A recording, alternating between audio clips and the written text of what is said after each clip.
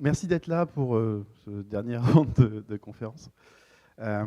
Aujourd'hui, je suis là pour vous parler d'équipes de métiers et de plateformes, et d'équipes plateformes et de plateformes métiers chez Le Bon Coin. Je m'appelle Simon Morin, j'ai travaillé au Bon Coin de 2012 à janvier dernier et j'occupais le rôle de lead architecte. C'est avec cette casquette que je vais essayer de vous raconter cette histoire. Donc, je propose qu'on commence par définir ces termes-là. Donc après, je pense que personne tombera de sa chaise. On est à Flowcode. Mais pour ça, il faut qu'on voyage dans le temps et qu'on revienne en 2017. Et à ce moment-là, Le Bon Coin fait une grosse réorg de son département PNT en s'inspirant du travail de Spotify sur la question. Et donc, à ce moment-là, on opte pour des équipes qu'on va vouloir le plus autonomes possible. Alors, on est vraiment convaincu par l'approche dans la mesure où, justement, nous, on a à ce moment-là une organisation par département technologique. Il y a énormément de dépendance entre les teams et on a bien pu voir que ça avait un impact négatif exponentiel, ces nombres de dépendances, sur notre capacité à délivrer. Donc, on se dit, on veut des équipes autonomes, pour ça on va les faire petites, pizza team, tout ça, et pluridisciplinaires. Donc on va faire en sorte qu'elles aient toutes les capacités techniques. Chez nous, c'est front, mobile, back-end, ops, pour pouvoir construire leur logiciel et le déployer de façon autonome. Ces équipes, donc, elles vont se répartir des domaines métiers, donc, qui sont des ensembles fonctionnels cohérents, dont la finalité, c'est de créer de la valeur pour l'utilisateur. On va se donner une règle, c'est que pour chaque domaine métier, on ait une seule équipe qui soit responsable et bien identifiée. L'idée étant d'éviter d'avoir des coins de la code base qui soient orphelins et dont personne ait la responsabilité. Donc, ce à quoi on voudra aboutir, c'est à ce moment-là, du coup, une répartition des différents métiers de la code base qui permettent de la couvrir complètement et aux différentes équipes de bosser le plus possible en parallèle. Donc, à ce moment-là, on arrive à cette organisation-là, cette découpe-là. Donc, on a des product teams qui vont se répartir grosso modo les grands parcours utilisateurs qu'on a à ce moment-là. C'est-à-dire, on a une première équipe, la partie Classified Team, qui va gérer le dépôt d'annonces, la gestion de la petite annonce, c'est notre métier principal. Ensuite, on a une équipe Search et Discovery qui va charger de la mise en relation entre les acheteurs et les vendeurs, entre la demande et l'offre, si vous voulez. Et ensuite, on a... Oh, ça a marché. 5 minutes. On est reparti.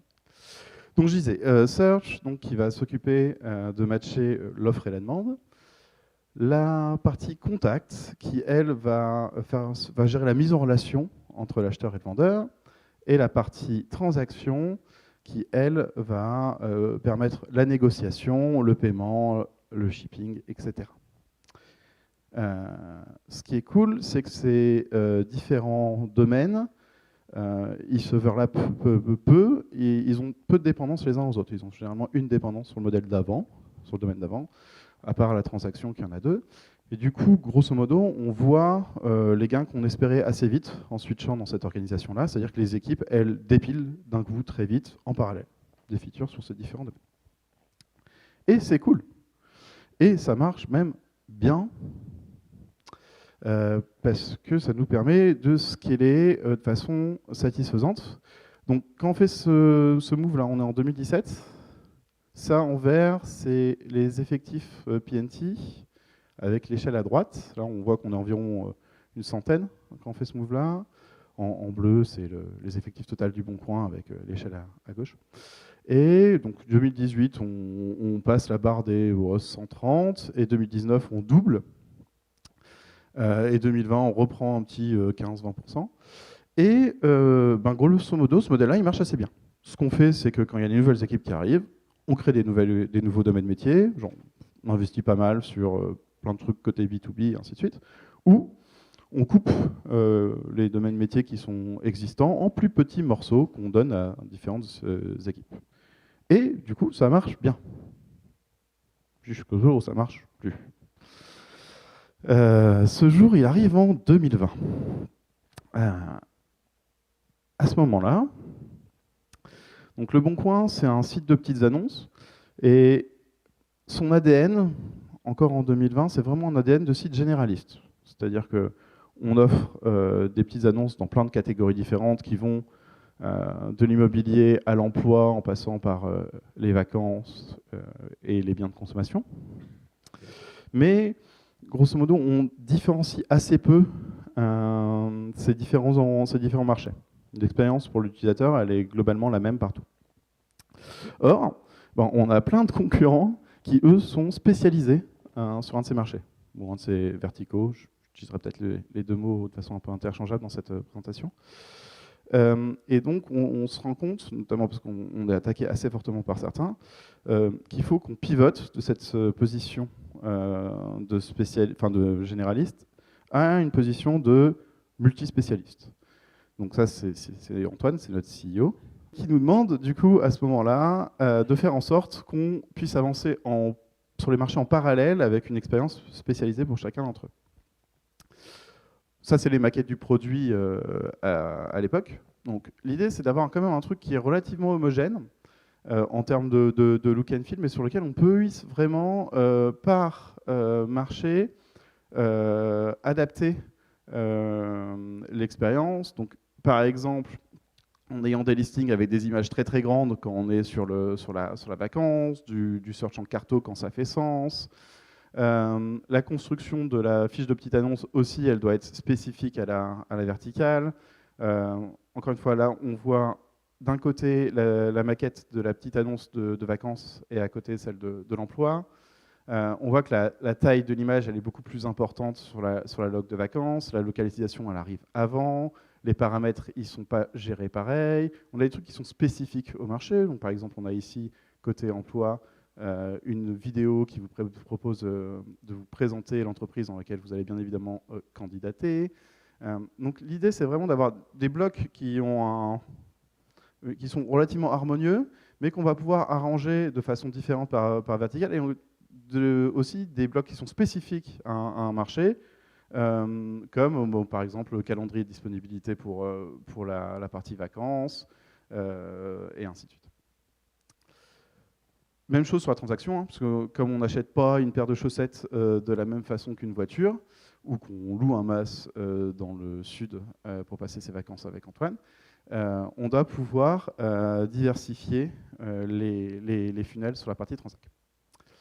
Donc, grosso modo, l'idée, c'est d'avoir un cadre commun harmonieux, mais la diversification par marché. Donc, ce qu'on fait, c'est simple, on fait ce qu'on a toujours fait. On dit, OK, maintenant, la prio, c'est de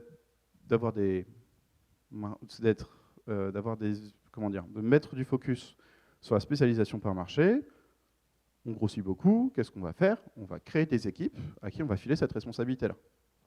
Et donc, on crée une product team job, une real estate, une emploi, une motors, enfin une aussi sur la partie gestion des biens de conso que j'ai pas mis parce que ça débordait. Mais voilà, vous comprenez l'idée.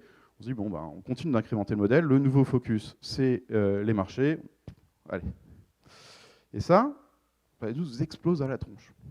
Alors, là, c'est un petit peu direct, puisqu'il y a environ 15 secondes entre les deux slides. En vrai, ça nous met plus un an à nous exploser à la tronche. C'est-à-dire qu'au bout d'un an, on se rend compte que les équipes verticales, elles délivrent vraiment dans la douleur, vraiment à un rythme dégradé par rapport aux autres. Donc on se dit qu'il y a quelque chose qui ne va pas.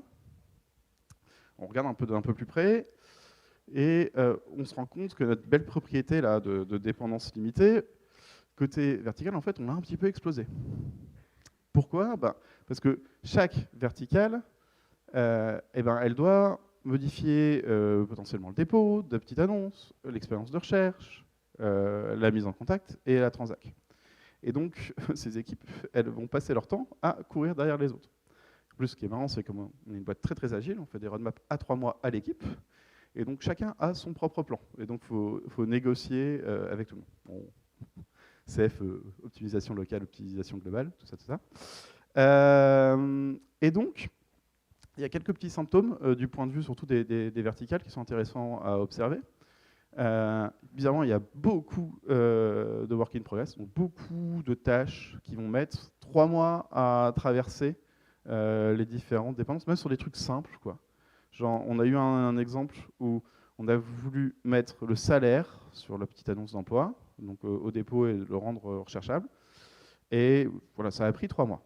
Pas 3 mois de boulot actif, 3 mois à avoir l'équipe emploi qui demande à la partie search, enfin la partie pardon, d'abord annonce de rajouter ça dans le modèle de données.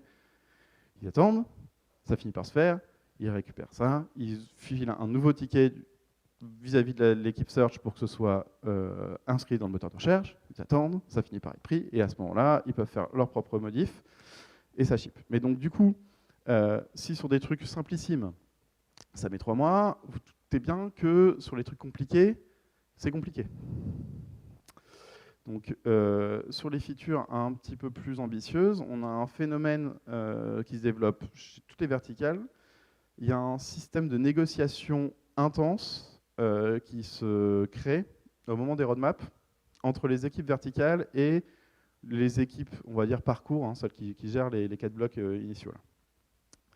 Et ce symptôme-là, il est vraiment assez vicieux.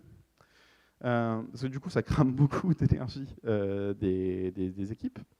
Elles essayent de sécuriser le plus possible. Donc, elles vont aligner le planning des équipes, mais dès qu'il y a une partie d'une roadmap d'une des équipes qui bouge, ce qui arrive tout le temps, tout décale. Et du coup, pour essayer de limiter le risque, entre guillemets, on fait des grooming et des conceptions ultra upfront à ce moment-là, sachant que les développements ils se font parfois 3, 6, 9 mois plus tard, et bien sûr, il n'y a rien qui tombe en face des cases. Donc, tout ça, ça a un effet vraiment délétère à la fois sur le delivery, mais aussi sur les relations entre équipes et sur l'exercice de roadmap où plus personne ne peut aller. Bon, après, c'est un exercice de roadmap. Et si on se met dans la peau d'un développeur qui est dans une équipe marché, on se rend compte que la charge cognitive est énorme. Parce qu'il doit, comme tous les autres développeurs, connaître son propre système. Mais comme la cohésion du code est affreuse, c'est-à-dire que comme il y a de la logique de son marché chez les autres, il doit aussi connaître la structure de la code base des autres équipes. Et en fait, c'est vraiment pas facile, surtout quand tu arrives dans une boîte, parce que ça, c'est des équipes qu'on vient de créer. Et du coup, il y a aussi une sorte d'ambiguïté de périmètre, parce que qui est responsable de la logique quand c'est une équipe qui possède le marché et une autre qui possède le parcours? Qui tranche quand les deux sont en désaccord? Et enfin, tout ça fait qu'on voit la code base vraiment se dégrader, dans la mesure où, quand il y a de la logique partout, on vous demande de tout comprendre, et que les choses simples sont compliquées, vous avez tendance à, dès que vous pouvez, contourner ou dupliquer. Et c'est normal. Et c'est assez inquiétant. Et donc, du coup, on comprend que ça, fondamentalement, ça vient du fait que notre petit mantra, d'avoir un domaine, une équipe, pour éviter la sursynchronisation, en fait, on l'a un petit peu... on est revenu dessus sans vraiment s'en rendre compte, et du coup, on le paye. Et du coup, le diagnostic final, c'est qu'on a un problème systémique. Il y a un mismatch entre notre stratégie qui est appuyée sur la verticalisation, donc faire de plus en plus de features qui sont spécifiques à un marché, la façon dont on est organisé et la façon dont la code base est structurée. Et donc là, je vous dis ça tranquille 4 ans après. Sur le moment, notre état émotionnel, il tient plus de ça, quoi. Et c'est là qu'on tombe sur des gens bien intentionnés qui nous disent « Ne paniquez pas, lisez Team Topologies, peut-être que ça peut vous aider. » Voilà. Ça vient de sortir à ce moment-là. Alors, je vais faire une toute petite présentation de ce bouquin, je pense à peu près 90% des presses que j'ai vues ici. Et, qui a lu Team Topology ou est familier des concepts qui sont derrière? Ok, ça fait à peu près 2 tiers de l'audience. Alors, dans Team Topologies, On se propose de réfléchir justement à ces questions de flow dans les organisations qui produisent du logiciel. Et il y a grosso modo 2 sets d'axiomes qui structurent cette réflexion. Le premier, c'est les modes d'interaction entre les équipes. Alors, je vais passer un peu vite dessus, mais grosso modo, on distingue 3 modes. La collaboration, donc ça c'est quand les équipes elles collaborent directement l'une avec l'autre. Elles échangent, souvent elles ont un but en commun. La collaboration, enfin l'interaction en mode as a service, donc là l'idée c'est un peu à l'opposé, c'est-à-dire qu'on va synchroniser directement le moins possible, enfin du coup on va éviter de se synchroniser directement avec une autre équipe, on va consommer des services ou des outils qu'elle propose à dispo sur étagère en self-serve. Et donc l'idée là ça va vraiment justement d'être à l'opposé, de limiter les interactions directes entre les gens dans l'une et dans l'autre. Et on a le troisième mode qui est la facilitation, où là on a une équipe généralement d'experts qui va envoyer des ressources dans une de nos équipes produits généralement, pour l'aider à dépasser une difficulté ponctuelle. Donc, à côté de cette série d'axiomes, on en a une autre qui est les 4 types d'équipes. Donc, on a ce que dans le bouquin ils appellent les Stream Aligned Teams, donc ce qui est nos équipes produits. L'idée c'est que ce sont des équipes qui suivent un flow de travail qui leur permet de créer de la valeur pour l'utilisateur final, et qui sont organisées sur des domaines et qui sont faites pour être le plus indépendantes possible. Voilà, c'est nos équipes produits. En vrai, nous, on a quasiment que ça dans l'orga. Et ensuite, les 3 autres équipes, elles n'ont qu'une seule finalité, c'est d'aider les Stream Aligned Teams à être le plus efficace possible. Et donc, alors, d'une façon ou d'une autre, à leur lever de la charge. Donc, on a les Enabling Teams qui sont là qui sont des équipes de coachs, d'experts, etc., genre des ops, des archis, que sais-je, qui ont une connaissance métier ou technique spécifique qui peut aider les équipes à produire des trucs un peu compliqués. On a les Complicated Subsystem Teams, bon, là, qui gèrent des trucs dont personne ne veut gérer, parce que très compliqué et peu abstractable, c'est pas un mot, mais en tout cas, qui demandent une connaissance technique soit très spécifique et très profonde, soit métier très profonde, soit les deux en même temps. Et du coup, voilà, on n'a pas très envie d'approcher de ces choses. Et enfin, il y a un 4e type d'équipe qui est l'équipe plateforme. Et l'équipe plateforme, son but, c'est de faciliter la vie des Stream Aligned Teams en lui fournissant une plateforme. Du coup, qu'est-ce qu'une plateforme ? Alors, ce qui est très marrant, c'est qu'il y a plein de définitions différentes. Moi, j'aime bien particulièrement la mienne. Voilà. Une plateforme, c'est du logiciel qui aide à faire du logiciel. Voilà, début, fin. Alors, je ne sais pas pourquoi, dans Team Topologies, ils ont préféré se baser sur la définition des VAT Butcher, qui, à mon avis, était payée au mot. Enfin bon. Et lui qui nous parle de alors, a foundation of self-service APIs, tools, services, knowledge and support which je suis désolé pour l'accent, are arranged as a compelling internal product. Autonomous delivery teams, donc nos petites Stream Aligned teams, nos petits product teams, can make use of the platform to deliver product feature at higher pace with reduced coordination. Au moins, l'intérêt de cette définition-là, c'est qu'elle est très complète. On voit que c'est composite, en fait, une plateforme. C'est un tas de trucs dont la finalité, c'est de lever de la charge, y compris de la charge cognitive, aux équipes produits. Un premier pattern auquel on peut penser de plateforme, c'est du coup, c'est notre CI/CD. C'est vraiment le truc standard. Ça aide les copains à shipper plus vite. Ils appuient sur le bouton là où ils devaient faire des choses horribles à base de SCP, etc. avant. Du coup, ils peuvent se concentrer, avancer sur d'autres choses et en plus être plus agiles. Donc, ça, c'est vraiment la plateforme un peu, pour le coup, agnostique du métier, mais qu'on voit un peu partout, ou qu'on aimerait voir un peu partout. Bien sûr, il y a d'autres plateformes auxquelles on peut penser, c'est les cloud providers. La première layer, c'est-à-dire la partie ressources, réseau, etc., c'est vraiment typiquement ça. Ils proposent aussi un peu des SaaS on top qu'on pourrait mettre dans la même catégorie. La question qu'on se pose à ce moment-là, c'est OK, d'accord, mais est-ce qu'on pourrait avoir une plateforme qui soit métier? Alors on se dit ça parce que simplement on se dit, voilà, on a fait ça, c'est pas foufou, mais est-ce qu'il y a un monde où on pourrait demander aux équipes qui gèrent les parcours centraux de pivoter et d'un coup de faire du logiciel qui aide les copains à faire du logiciel. Donc leur dire, vous n'êtes plus en face des clients là, vous êtes en face des autres développeurs et votre but c'est de leur simplifier la vie en leur fournissant du tooling qui permet de facilement construire les parcours de dépôt, le search and disco, la conversation et les transactions. Alors, un grand copain à moi, ce monsieur qui s'appelle Grégor Hoppe, qui écrit des trucs quand même relativement pertinents très souvent. Il dit que oui, que même il appelle ça des business capability platforms. Et dans la nature, en fait, on en trouve plein. Alors là, c'est de quelques petits exemples que j'ai choisis plus ou moins au hasard. On a ici OneLogin ou Cognito qui permettent de vous aider à gérer la gestion de compte. On a Algolia qui peut vous aider à gérer le search, Stripe et Paddle le paiement, Miracle ou Shopify des marketplaces.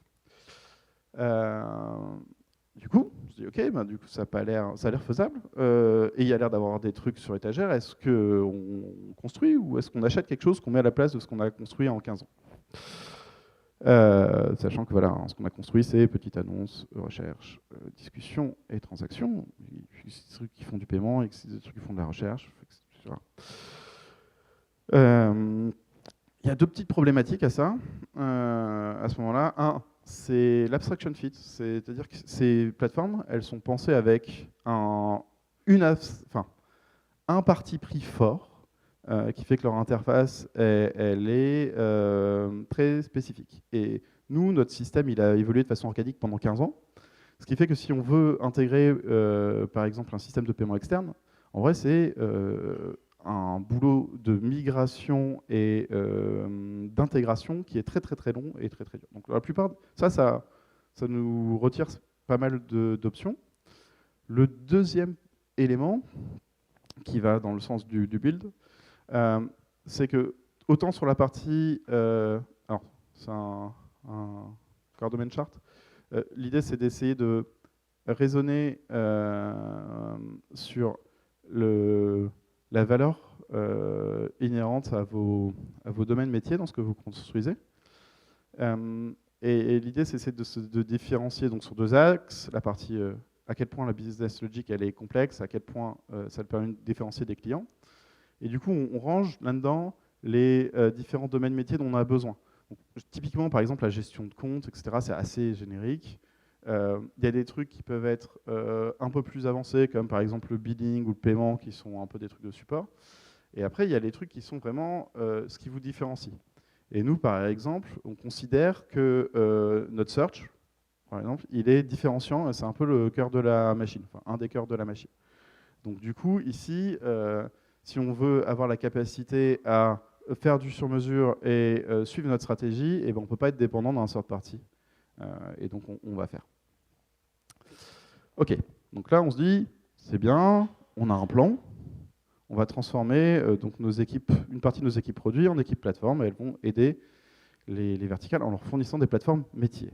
La question, c'est par où on commence? Est-ce qu'on leur demande de construire la plateforme et une fois que leur plateforme elle est construite, eh ben, on migre?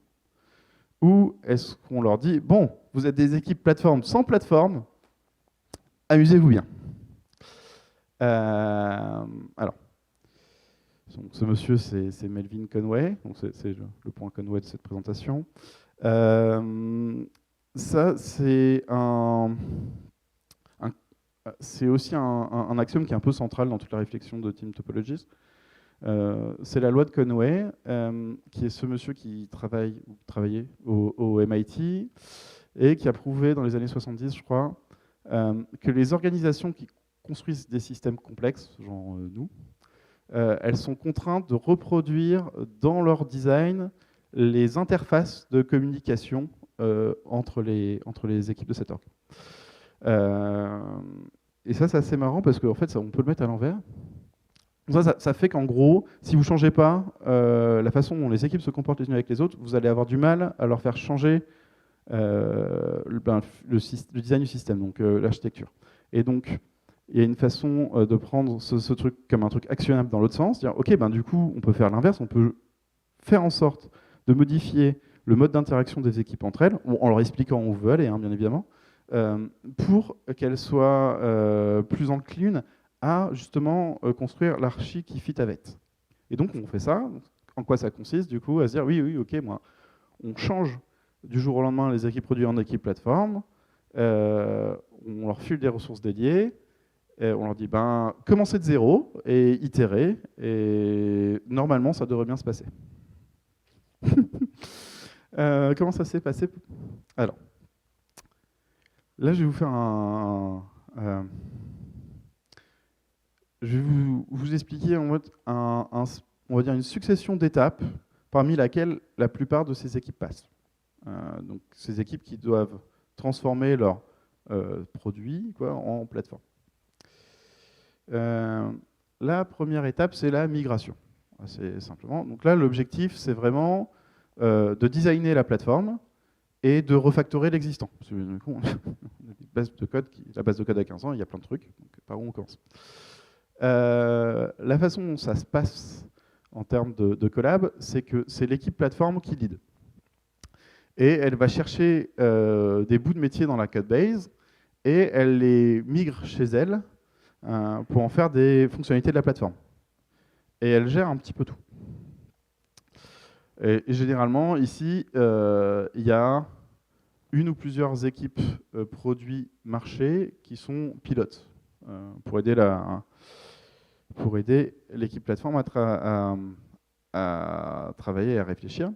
Le mode du coup d'interaction, c'est vraiment la collaboration. Là, on essaye d'avoir des gens côté équipe plateforme et côté équipe produit qui sont le plus proches possible. Et donc, on va utiliser du pairing, du mob, et par moment même, on va même swarmer les équipes, c'est-à-dire qu'on va mélanger des ressources, des gens, qui viennent d'équipes plateforme et d'équipes marché pour un temps long, et leur demander de faire émerger les premières fonctionnalités de plateforme.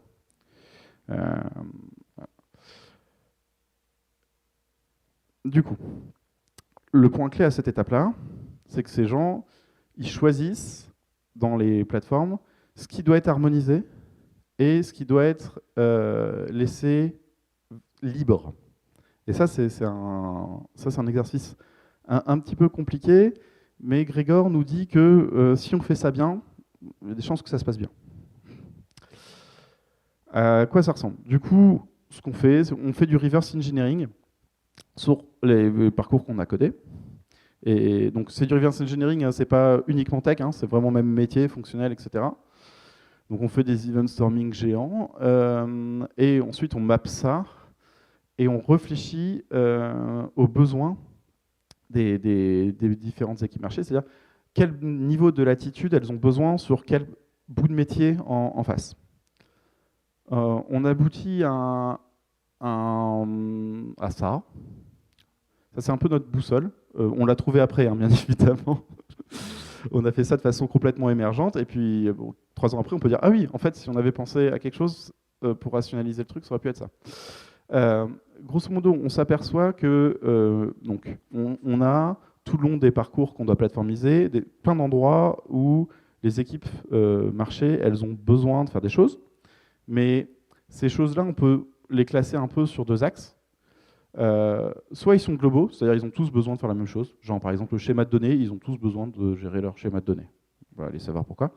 Ou des besoins spécifiques. Là pour le coup, par exemple, ils peuvent avoir envie, on en reparlera plus tard, mais d'intégrer des informations de la transaction dans le moteur de recherche ou dans le cycle de vie de leurs objets, côté bien de conso.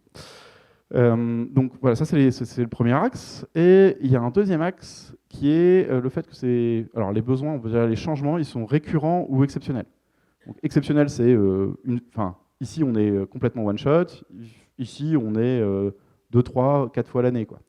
Et en haut, on est potentiellement toutes les semaines ou tous les jours. Et donc, en fonction de ces deux axes-là, on s'aperçoit qu'on ne doit pas construire les mêmes choses.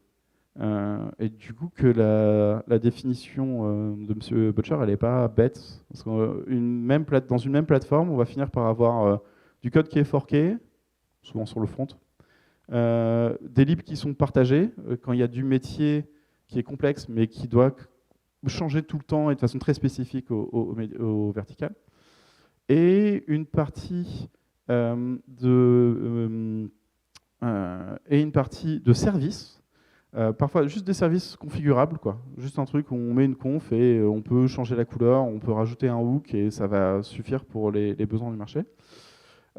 Et parfois, on est obligé de faire vraiment des SaaS, quoi. On fait des web apps internes qui aident le dev à piloter le métier. Parce que, grosso modo, on a des besoins récurrents, mais on n'a pas d'abstraction simple en mode oui, non, par là un tel ou revient par là, mais on a vraiment une abstraction un peu plus compliquée au-dessus du métier. Un exemple, parce que ça peut paraître un petit peu ésotérique ce que je dis. Ça, c'est le search avant. Donc, on a une sorte de monolithe. C'est un microservice, mais c'est un microservice monolithique qui gère le schéma de données, l'agrégation de contenu, le cycle de vie des annonces, l'indexation, l'UI de recherche, la stratégie d'ordonnancement, le cache, les annonces liminaires, l'alerting. Et on a des gentils gens qui gèrent à la main l'infra et la strate de failover. Ça, c'est géré par la même équipe, en fait, en vrai. Donc, bon, ça, c'est leur bébé, et ça, c'est ce qu'ils font à la main, parce qu'ils ne le font pas souvent. Et à l'issue, en fait, de notre plan de migration, on le découpe comme ça. Donc, les bouts bleus, c'est des bouts de code qui sont exécutés directement par les équipes marché. Les bouts orange, c'est des trucs pour lesquels ils interagissent avec des services, donc soit vraiment des SaaS internes, soit des services sur lesquels ils peuvent modifier de la conf. Et le gris, ça reste global, parce qu'il y a des tas de trucs qui n'ont pas d'intérêt à être spécialisés par vertical. Et donc, ça, ces lignes de découpe-là, vraiment, on y réfléchit beaucoup et on utilise ce petit pattern-là pour les répartir. Et donc ça, on pourrait dire que ça, c'est notre choix d'abstraction. Enfin, nos choix d'abstraction, parce que finalement, on en propose plein, ça fait un truc qui est, là, pour le coup, plus monolithique, mais modulaire. Donc, une fois qu'on a fait ça, généralement avec notre petite verticale pilote, on va chercher les autres et on se dit « Allez, les copains, on a une plateforme qui marche, venez, on la déploie chez vous ». Et du coup, là, à ce moment-là, l'objectif principal, c'est la montée en compétence des équipes marché, des équipes produits. Donc, pour le coup, à ce moment-là, c'est l'équipe justement marché qui prend un peu le lead et qui choisit dans sa roadmap quand est-ce qu'elle va faire l'inté sur la plateforme. À ce moment-là, on a changé une mode de collaboration. On est passé en facilitation, c'est-à-dire que l'équipe plateforme, elle se met à dispo des équipes produits qui vont migrer. Généralement, ça se passe comme ça. Soit il y a des gens de l'équipe produit qui viennent dans l'équipe plateforme et qui, pendant 1, 2, 3 sprints, viennent coder la migration chez eux. Et ils sont formés, hein, bien évidemment. Soit c'est la même chose, mais dans le sens inverse. Soit il y a un ambassadeur de l'équipe plateforme qui part dans l'équipe produit pour les aider. Mais dans les deux cas, le but, c'est pas juste de faire le dev, c'est de faire monter en compétence les copains. Et c'est aussi un bon moment pour valider notre abstraction, parce qu'on l'a codé sur généralement donc, un use case, le premier marché qu'on a adressé. Et du coup, nous, là, ça nous permet une première validation, une première test de l'abstract. Toujours chez le search, donc cette période-là, cette phase-là, pour passer d'emploi à emploi plus IMO, plus location de vacances, plus voiture, plus bien de conso, ça a à peu près 12 mois. 12 mois sur lequel on a principalement investi du coup sur le système, en gros la méthodologie d'onboarding des devs, et on a pu essayer de valider notre découpe qu'on a vue plus haut. La découpe a plutôt bien tenu, voire très bien tenu cette phase-là. Par contre, il y a eu des étapes de scaling en fait, de la plateforme. Parce qu'on a commencé par emploi à dessin, c'est un petit marché chez Le Bon Coin, c'est 70 000, 80 000 annonces. Real estate, enfin la partie IMO, c'est déjà 2-3 millions. Et biens de conso, c'est 60. Donc forcément, il y a eu des adaptations pour scaler au niveau des clients, mais comme on les a intégrés un petit peu au fur et à mesure, ça a pu se faire progressivement. Et l'abstraction a tenu. Il y a d'autres endroits, en fait, à ce moment-là, on voit que l'abstraction ne fit pas, et en fait, on repasse un peu à la phase d'avant, on refait un peu de refacto et on remonte. La phase d'après, donc là, on peut commencer à vraiment se concentrer sur la création de valeur. Jusque-là, c'était un peu la migration et l'adoption. Et la phase suivante, eh ben, les équipes marché peuvent vraiment commencer à construire des nouvelles features au-dessus de la plateforme. Donc soit de façon complètement autonome, parce qu'on leur a laissé du code à exécuter, et tant qu'en gros, ils s'assurent que les contrats d'intérêt ça tourne tout seul. Soit parfois, du coup, en venant faire quelques changements dans la plateforme pour l'adapter. Dans ce cas-là, on est toujours sur un mode de facilitation à notre échelle. Là, pour le coup, normalement, le transfert de connaissances étant fait, ce qui se passe, c'est qu'on va souvent travailler par PR, en gros. Donc on va avoir les gens qui sont venus faire l'inté, et d'autres copains, s'ils ont pu un petit peu partager la connaissance, qui vont faire des changements dans la code base de la plateforme. Et donc soit ils sont très à l'aise, en vrai on les laisse faire. C'est notamment le cas des gens à qui on a swarmé au début pour construire les plateformes, typiquement, ben, ils ont participé à les construire, donc ils sont tout à fait les guides pour direct commit dedans. Et ça c'est cool parce que ça va très vite.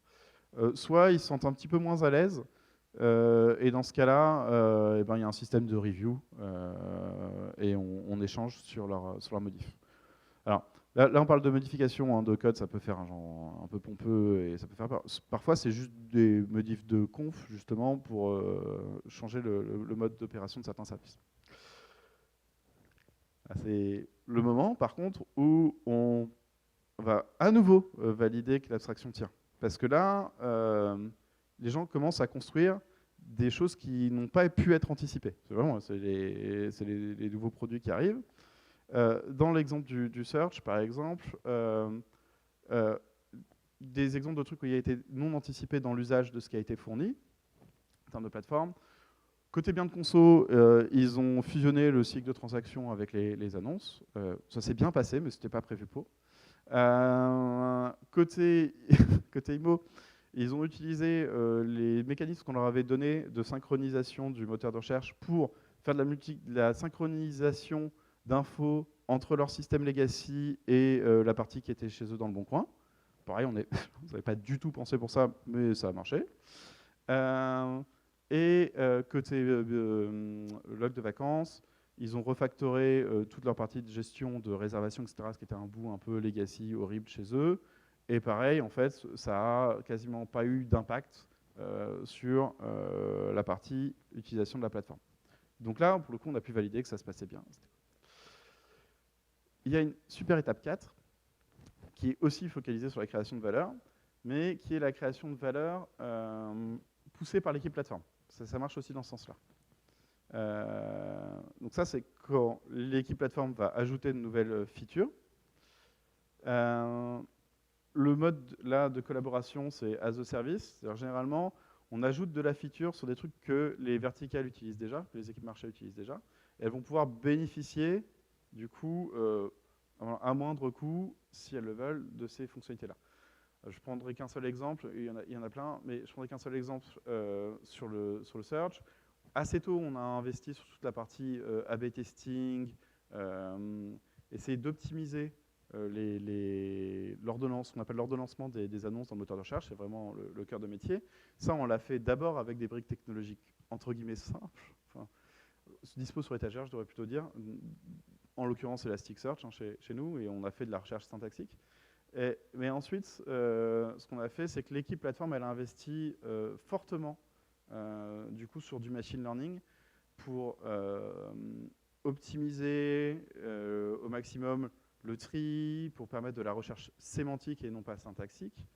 On arrive à une archi assez complexe sur lequel il y a plusieurs layers de modèles, sur lequel on va demander des tris à Elasticsearch, mais on va refaire les nôtres par-dessus, et qu'on peut complètement customiser par vertical. Et ça, en gros, ça a permis de justement avoir un moteur de recherche qui soit extrêmement performant et pour autant complètement diversifié et spécialisé par vertical.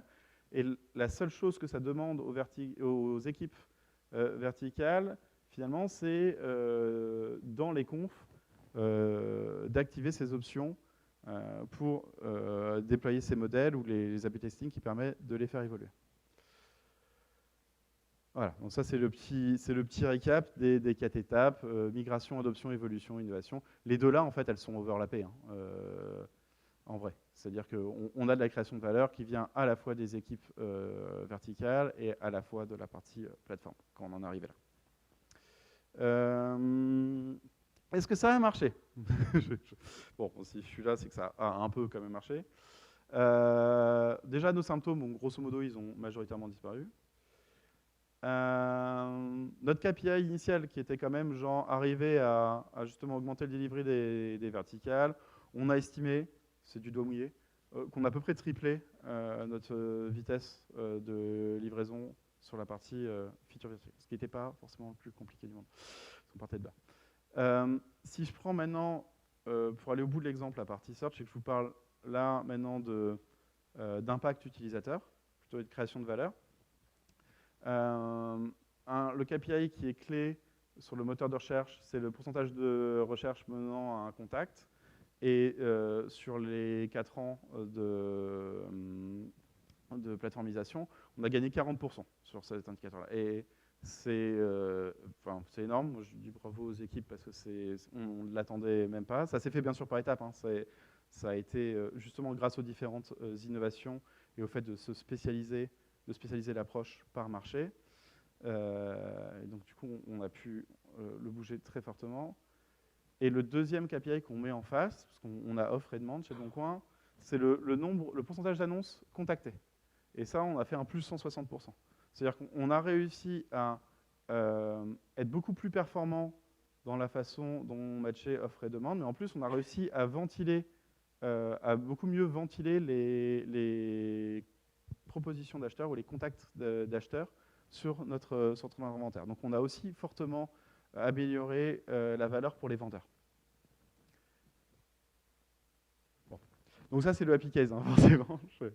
Maintenant si on essaye de soulever le tapis et de voir les trucs un peu plus chelous en dessous, bon, ça on manque pas. Bon, le premier c'est qu'il y a une hétérogénéité de niveau de maturité entre les équipes qui font de la plateforme. On pourrait se poser la question de savoir pourquoi. Et il y a plusieurs réponses. Il y a des équipes qui ont été... C'est loin de l'initiative. Il y a des équipes aussi qui sont arrivées à un niveau de maturité intermédiaire et qui n'ont pas d'incentive à aller plus haut, notamment parce que, par exemple, ils font... le niveau d'abstraction qu'ils ont atteint est suffisant par rapport au nombre de demandes émanant des verticales. Ils n'ont pas besoin d'aller beaucoup plus haut en complexité pour gérer le delivery de façon intéressante. Et ensuite, il y a tout le groupe d'équipes qui voudraient être plus matures et n'ont pas réussi à l'être. Et là, grosso modo, il y a deux solutions. Enfin, il y a deux raisons sous-jacentes à ça. La première, donc, ça c'est Monsieur Pete Hudson, à qui j'ai piqué à peu près l'essentiel des schémas de cette presse, hein, voilà, qui a écrit un petit article pour Tinfoller, How Platform Team Get Stuff Done, qui est vachement intéressant. Je passe un peu là-dessus. Et ce monsieur nous dit qu'en gros, les équipes plateformes, elles dépendent du nombre de clients qu'elles ont, quoi, grosso modo. Et que du coup, un truc qui est clé, c'est l'habilité de ces équipes à collaborer avec les autres. Et là, vraiment, et du coup aussi à avoir des modifications de code, comme on l'a vu, qui vont dans les deux sens. Or, du coup, ça demande quand même un sacré changement de mindset quand vous avez été équipe produit pendant 5-10 ans. Vous avez eu votre domaine et ainsi de suite. D'un coup, passer dans ce mindset de OK, maintenant je construis du soft pour les copains et je vais aller les chercher la culotte pour qu'on comprenne ce dont ils ont besoin. Il y a des fois où on est tenté de se dire en fait je sais ce dont ils ont besoin et je vais le coder pour eux. Donc voilà, ça c'est super important. Alors ce qui est marrant, c'est que ça marche aussi dans l'autre sens, enfin, c'est un cercle vertueux. C'est-à-dire plus les équipes plateformes par contre elles sont bonnes à collaborer, plus elles collaborent. Et plus le tout est efficace et les changements de code se font avec le moins de synchronisation possible et aussi sans synchronisation côté POEM, roadmap, tout ça. Un deuxième point, c'est que ça peut être important d'avoir des ressources dédiées. En fait, c'est des projets très ambitieux. Et du coup, c'est difficile de les avancer en best effort. Et il y a des équipes là-dedans qui subissent d'ailleurs toujours, des pressions business très très importantes parce qu'elles sont un peu au cœur de la stratégie, notamment je pense aux équipes paiement, transactions, etc. Et du coup, ces équipes-là, elles sont retrouvées souvent à avoir des plans, mais à ne pas avoir la capacité à aller dessus. Petit tips, bon, je suis un peu biaisé sur la question, mais le swarming, ça aide pas mal dans ces deux cas. À la fois pour basculer l'empathie des équipes plateformes vers leurs clientes, mais aussi pour faire de la mise en commun de ressources entre les équipes plateformes et leurs clientes, et donc de découper un peu la part en deux. Swarming, c'est mélanger des gens de plusieurs équipes, mais de façon longue, jusqu'à ce qu'ils atteignent un objectif. Donc par exemple la migration de la plateforme. Alors, oui, j'accélère un petit peu. On pensait construire quelque chose comme ça. On se disait, voilà, les équipes plateformes, elles vont servir les équipes produits qui vont servir les clients. En vrai, c'est faux. On a construit quelque chose comme ça. On a des équipes plateformes métiers qui ont servi les clients pendant des années et qui continuent de servir le client et qui par contre aussi ont pivoté par rapport à leurs copains. Et du coup, en fait, elles sont dans une situation un peu hybride. Au début, on se disait, ah, c'est triste parce que c'est pas clair quand même. Mais en fait, c'est pas clair, mais c'est bien. On s'aperçoit que celles qui résistent le mieux, elles arrivent à avoir une sorte d'équilibre entre la partie produit et la partie plateforme, entre les investissements un peu sur la user experience et sur la developer experience. Et souvent, derrière, il y a un trio ou un quatuor avec un tech lead qui représente la plateforme, un UX qui va avoir la voix utilisateur et le PO et l'engineering manager qui vont être arbitres. Et ça marche très bien. En fait, on tire le mieux comme ça. Alors la suite, très vite, qu'est-ce qu'on va faire les trucs qu'il faut qu'on passe maintenant, c'est le truc principal, c'est de comprendre que la plateforme, c'est un produit comme un autre, ou un méta-produit en l'occurrence. Mais du coup, il nous faut une vraie rigueur produit autour. Il faut qu'on ait une vraie vision, une vraie roadmap sur les plateformes, des interviews utilisateurs, des suivis de KPI, etc. Tout ça, pour le coup, on n'est vraiment pas mature. On prend trop comme quelque chose de technique, en fait. Et du coup, la vision long terme, c'est vraiment d'avoir une sorte de self-serve de tous les parcours de base qui soit cohérent. Pour l'instant, c'est encore en siloté, avec des niveaux de maturité différents. Voilà. Le Bon Coin est au milieu d'un groupe qui s'appelle Adevinta et qui est en train de merger une partie de ces marques en Europe. Et grosso modo, c'est la plateforme du Bon Coin qui les accueille. Et l'idée, c'est d'aller au-delà de la verticale, de pouvoir gérer ces plateformes une notion de marché et une notion de marque. Donc c'est le truc qu'il y a juste derrière. Un petit wrap-up, du coup. Pour les équipes qui voudraient justement pivoter et devenir des équipes qui font des plateformes métiers, quelques conseils du coup de notre propre expérience. Je ne sais pas ce que ça vaut, hein, tous les contextes sont spécifiques, mais un conseil, y aller par une approche itérative. Le mindset, notamment la volonté de discuter avec ses clients, de comprendre leurs besoins, etc., c'est beaucoup plus important qu'avoir un plan. Vraiment, on peut le faire de façon un peu émergente. Il faut comprendre tôt qu'on doit avoir un regard critique sur par contre l'abstraction qu'on va mettre au-dessus de notre métier et essayer d'avoir le plus de feedback possible dessus pour l'adapter. Et ça demande d'avoir des avis forts sur qu'est-ce qu'on harmonise avec notre plateforme et quel degré de liberté on veut laisser. Et donc ça, c'est les premières questions à se poser avec les clients internes.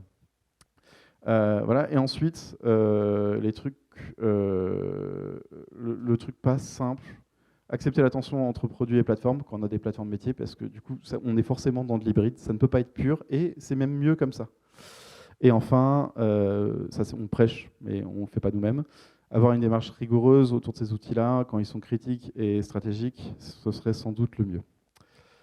Mot de la fin au copain Grigor. Voilà, qui vient de sortir un bouquin sur la partie stratégie plateforme et qui nous dit le plateforme paradoxe, c'est que les plateformes permettent de mettre par terre la dichotomie perçue entre harmonisation et innovation indépendante et que c'est vachement chouette. Et c'est vrai. Voilà, il y a plein de contenus sur cette partie plateforme engineering. C'est relativement dans l'air du temps. Donc, Team Topologies, plateforme stratégique qui vient de sortir de ce monsieur. Il y a une plateforme Con avec des tas de gens brillants qui parlent. On trouve plein de contenus sur Internet. Il y a les copains d'Octo aussi qui ont une équipe dédiée. Enfin voilà, si le sujet vous intéresse, c'est vraiment, ouais, c'est vraiment très chouette. Voilà. Merci.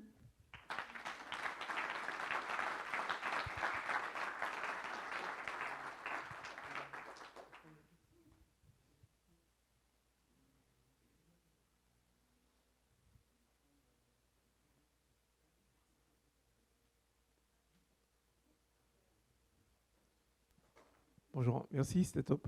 Merci. Une question, tu en as peut-être parlé un peu à la fin. J'aimerais en savoir plus sur la manière dont vous avez réussi à résoudre le problème de faire de la roadmap, d'aligner ces équipes, parce qu'il y a quand même des dépendances. Ouais.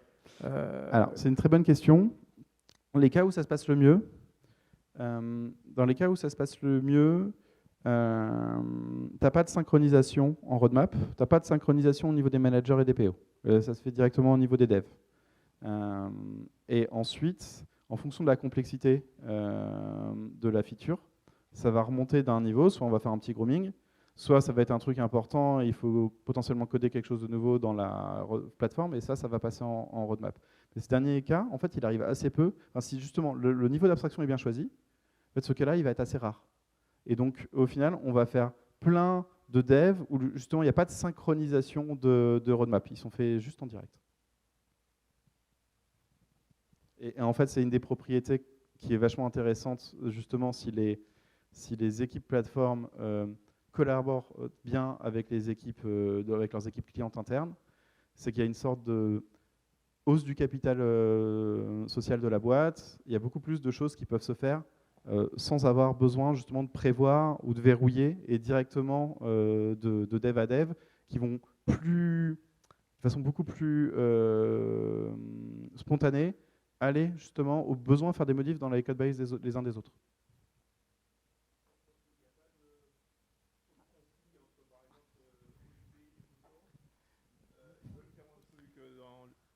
Pardon.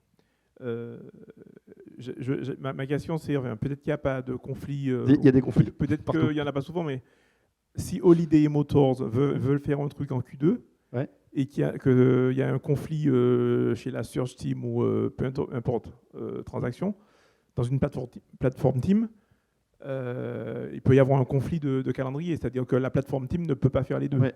Alors, ça continue d'arriver, mais du coup, l'idée, c'est que l'occurrence est beaucoup plus faible. Et alors, il y a aussi un truc dont on n'a pas eu le temps de parler, c'est que la plateforme, elle fait un choix aussi de couverture fonctionnelle. Et nous, on a essayé de faire des choix de plus petits dénominateurs communs et de faire le moins de spécifiques possible.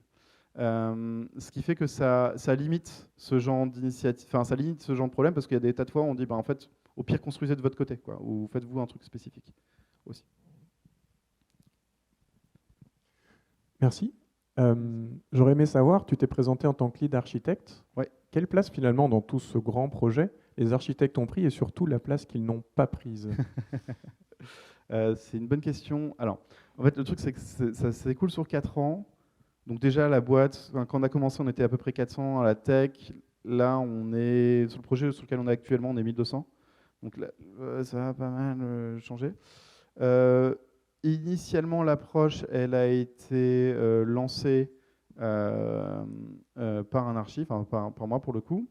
Il y a eu une période d'évangélisation. En fait, ça s'est fait avec, en fait, la partie, on va dire, réflexion stratégique, elle s'est fait avec le DIRTech, donc le CTO et les directeurs techniques.